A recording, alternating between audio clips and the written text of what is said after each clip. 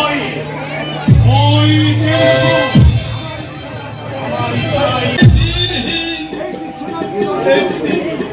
রাতকে দর্শন দিতে এসেছো। আমি স্বপ্ন দেখছি। স্বপ্ন নয়, স্বপ্ন নয়, স্বপ্ন।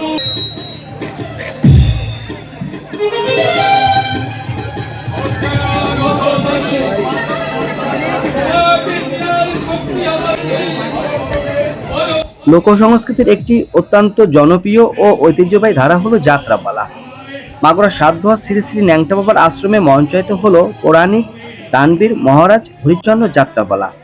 যাত্রাপালাটাতে নিপুণ অভিনয়ের মাধ্যমে ঐতিহাসিক ও সামাজিক কাহিনী ফুটিয়ে তোলা হয়, যা দর্শকদের উচ্ছ্বাসের সাথে উপভোগ করতে দেখা যায়। মহারাজ হরিশ্চন্দ্র যাত্রাপালাটির লেখক ওপার বাংলার কমলেশ ব্যানার্জি এবং এটি পরিচালনা করেন নির্মলেন্দু বিশ্বাস। এটি পরিবেশনায় ছিলেন চৈতালি অপেরা মাগুরা। বিখ্যাত এই যাত্রাপালাটিতে বিভিন্ন চরিত্রে অভিনয় করেন কুতুবুদ্দিন মণ্ডল, মুরারি মোহন, আবুল হাশেম, রঞ্জন বিশ্বাস, পাঞ্জাব আলী, আব্দুল আলিম, বিপুল বিশ্বাস, মনোরঞ্জন রায় মন্টু, সন্দীপ, নীতিশ, সঞ্জিত পাত্র, কানু শর্মা, উৎপল, নিহারঞ্জন, সৌরভ এবং নারী চরিত্রে অভিনয় করেন পূরবী দত্ত, পিউলি, মঞ্জুশ্রী ও মিনা। শেষ পর্যন্ত যাত্রাপালাটি দর্শকদের মন্ত্রমুগ্ধ করে রাখে। পাশাপাশি এটি দেখে ব্যাপক প্রশংসা করেন আগত সুধীজনেরা।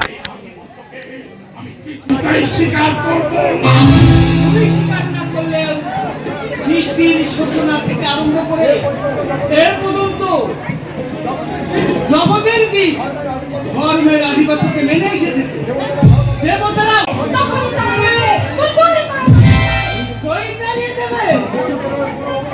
ভুল করে প্রলোভন করে প্রথমে তারা তোমাকে আশ্রয় দেয়, কিন্তু তখনই তারা বুঝতে পারে তুমি তাদের নরকের পথে টেনে নিয়ে যাচ্ছ। তাই তখনই তাদের মোহ কেটে যায়।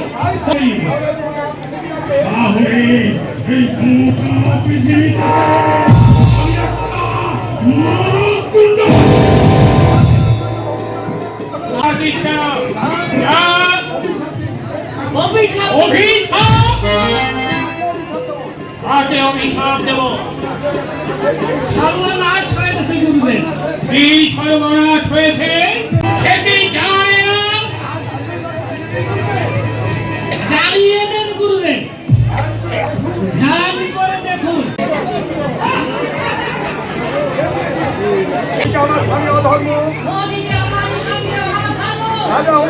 তুমি কার সামনে দাঁড়িয়ে কথা বলছো? জানো না এই বিশ্বামিত্রের পাপের প্রভাব? আর এই হিরিং হট করে একটা অভিশাপ দিলে তাহলে বুঝলে কত ধানের পাপটা।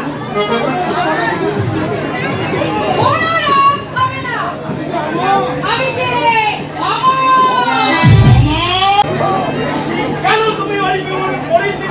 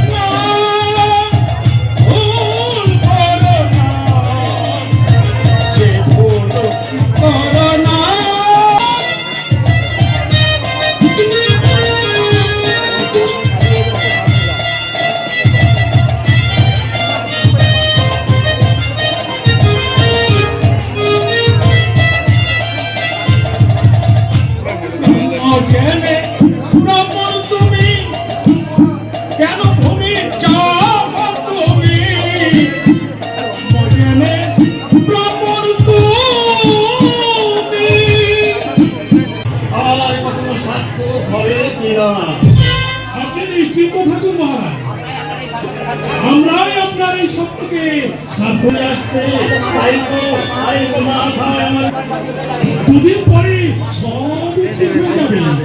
তার জন্য আপনি এতটুকু চিন্তা করবেন না মহারাজ। হবে না, ভালো সেনাপতি, আমি মানুষ কি চায়? আনন্দ উল্লাস। তাই যদি তুমি না পেলে তাহলে তোমার এই জীবনের মূল্য কি? আচ্ছা আচ্ছা বন্ধু, তোরা কিছুই মনে না। আমি মানি পুরস্কার, আমি মানি, আমি মানি।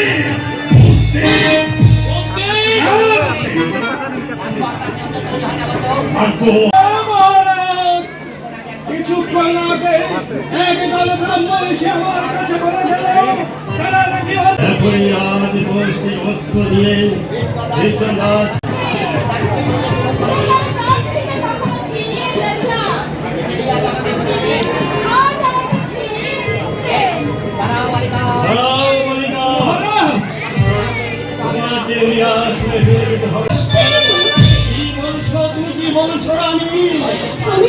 আমি ভয় চিন্তার করে উঠলাম।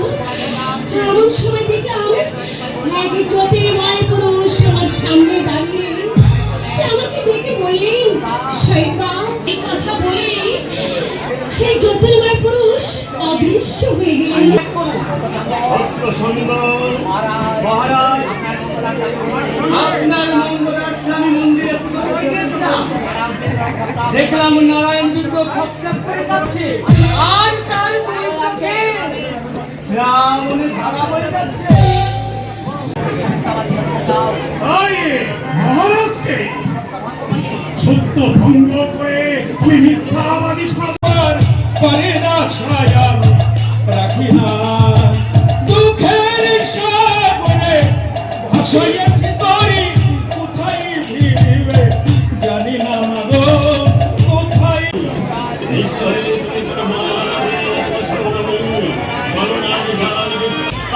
পাপের পথে সে কোনদিন পায়ে দিয়ে দেবে না, পায়ে দিয়ে দেবে না। কিছুক্ষণ আগে এক ঋষিবর এসেছিল তার ইচ্ছার আত্মার তৃপ্তির জন্য আমাকে নিমন্ত্রণ করতে, তাই কাল সেই নিমন্ত্রণ রক্ষা করতে যাব। না না মহারাজ, না, এই এক পক্ষ কালের মধ্যে তোমার কোথাও যাওয়া হবে না। কিন্তু আমি যে তাকে কথা দিয়েছিলাম। হরিশ্চন্দ্র কথা দিলে ছড়ার মতো ছুটে আসে, সেই ওদের মাথা তুলে দিয়ে গেল। আমি বাধা দিলাম। কি বলেছ দেবী?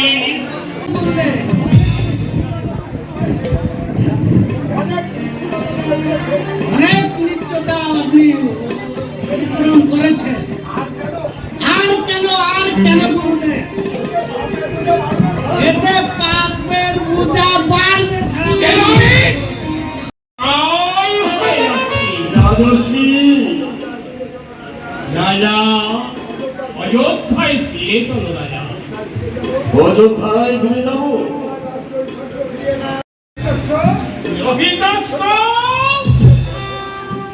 ঘুমিয়ে পড়েছে ঋষি। বাচ্চা আমার সর্বদংশনে চিরদিনের জন্য ঘুমিয়ে পড়েছে। আমার ওই দর্শনে ঘুম আর ভাঙবে না।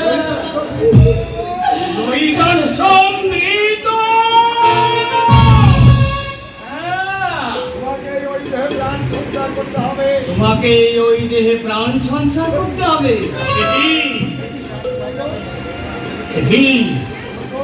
সত্য সম্ভব। স্বামী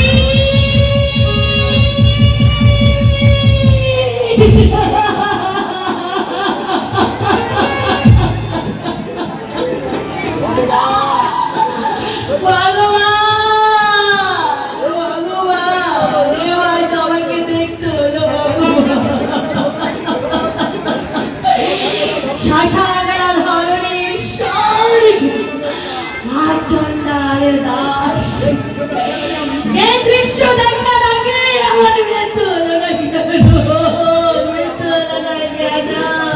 এতে এতে যে আমার কোনো দুঃখ নেই শৈব,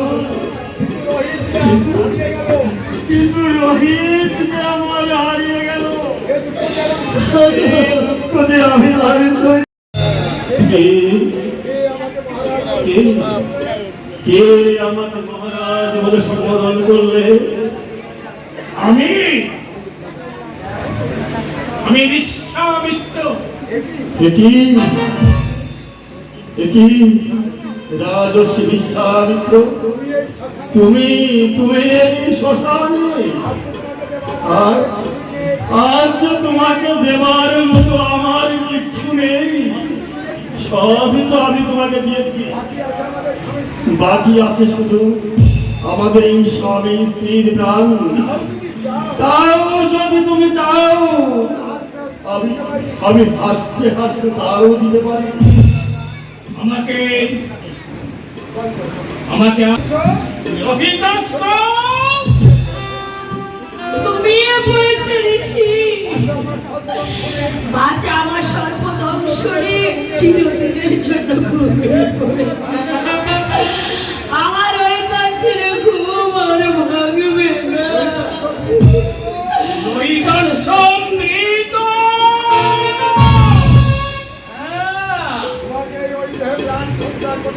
তোমাকে ওই দেহে প্রাণ সঞ্চার করতে হবে।